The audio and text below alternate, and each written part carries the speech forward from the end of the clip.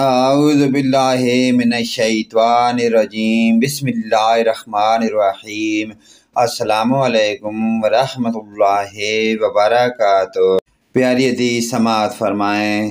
من حسن اسلام المرء ترکہ ما لا یعنیہ۔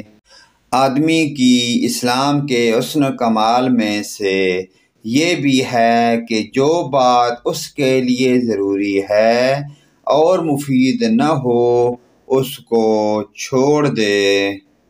دوسری پیاری حدیث سماعت فرمائیں۔ بین العبد و بین الکفر ترک الصلاۃ۔ بندہ کے اور کفر کے درمیان نماز چھوڑ دینے ہی کا فاصلہ ہے۔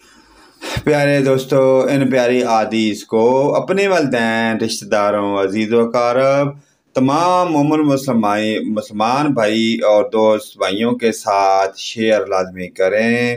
اللہ پاک کی ذات ہم مسلمانوں کو پنجگانہ نماز پڑھنے کی اور ان احادیث پر عمل کی توفیق عطا فرمائے۔